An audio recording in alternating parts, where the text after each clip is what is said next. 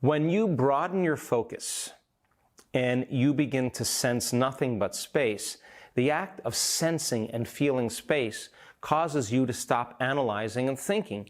And we saw the brain waves start to slow down from that high beta brain wave to a mid-range beta to a low-level beta, and all of a sudden they started to move into what's called alpha brainwave patterns. Now in alpha brainwave patterns, you tend to be less preoccupied with your outer environment. Think of beta with your attention on your outer world. In alpha, all of a sudden you start paying attention to your inner world. This is the realm of imagination. Think of alpha as a creative state. And when you're in beta, you hear a voice in your head talking to you. That voice in your head is called the default mode network. That's the voice, the chatter that's always talking to you. When you move into alpha, your inner world starts becoming more real than your outer world, and the brain tends to see in pictures and images. You're more creative, you're more imaginative. Now in alpha, it's a slower brainwave state because you're all of a sudden forgetting about your environment. You could hear it, but you're paying attention less to it. If there's music filling the space, or you have earplugs in, as I said earlier in earlier episodes, it's less information coming in, your brain waves will slow down even more. If you're not eating, if you're not tasting, if you're not smelling, if you're not up and moving around and experiencing and feeling, and your body is still in one place, it makes sense then all of a sudden now there's less sensory information coming into your brain waves will slow down because they're processing less information. And as you sense space and your brain waves move into alpha, we notice something really important.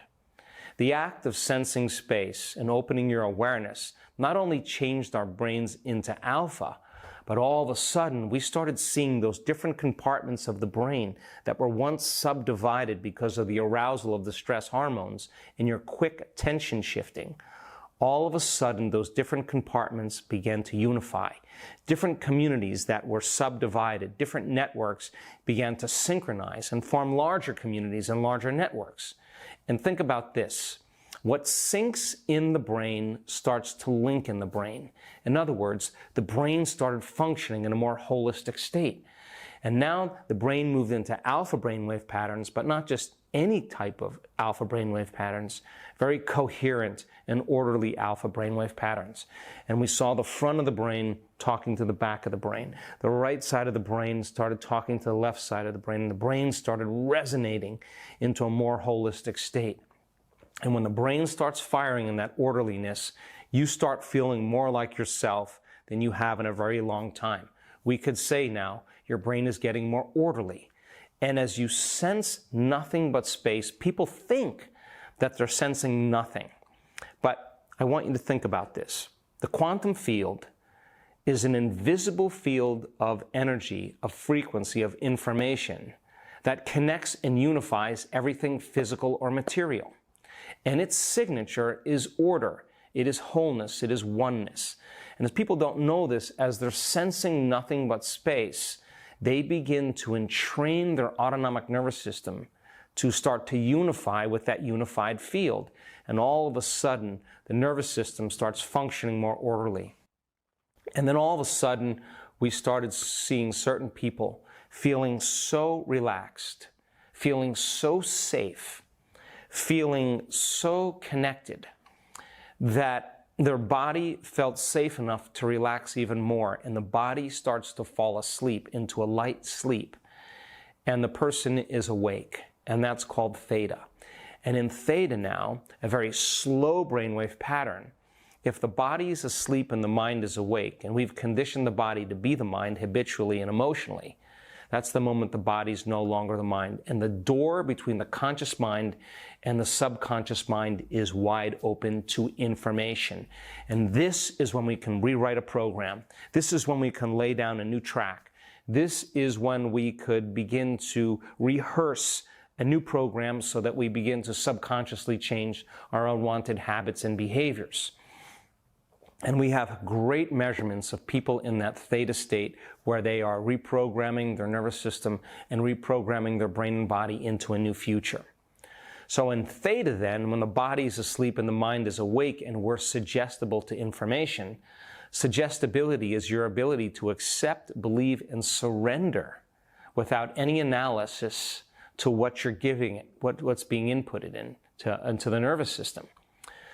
So then the whole purpose of meditation then, number 3, the third definition, is to get beyond the analytical mind. And what separates the conscious mind from the subconscious mind is the analytical mind.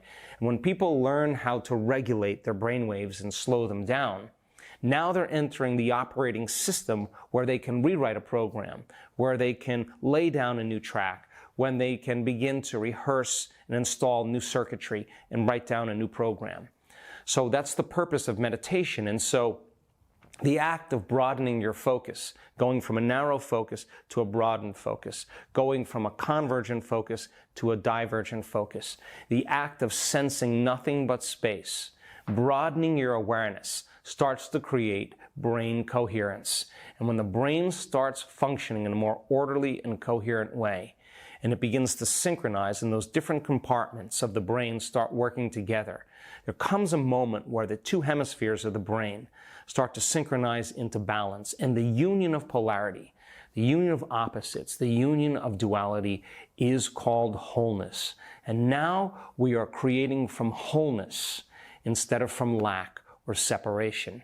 And this is where it gets exciting, because when a person does this properly, and they can practice it, our research shows that people can change their brain waves in 1 second, in 4 seconds, in 5 seconds, in 12 seconds, in 13 seconds, in 19 seconds. Why? Because they understand the process of getting beyond themselves. So why is that important for you? Because up until this point, whether you know it or not, you have begun the process of practicing brain coherence, the first part of the formula.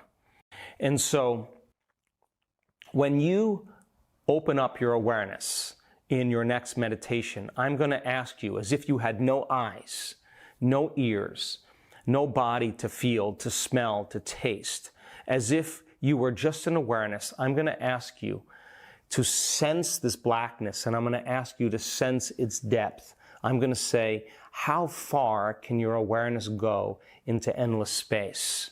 And all I want you to do is sense its infinite depth. I'm going to ask you to become aware that there's infinite blackness on both sides of you. And all I want you to do is broaden your focus and to sense it, to feel it, to stay connected to it. And the act of opening your awareness and sensing space slows your brain waves down. I'm going to ask you to become aware that there's infinite space behind you. And the act of sensing that infinite space behind you causes your brain to start to fire more orderly. We've measured this thousands of times. And as if you were just an awareness in that blackness, I'm going to say to you, now it's time to become nobody, no one, no thing, no where, and no time. And take your attention off of everything known and to invest it into the unknown.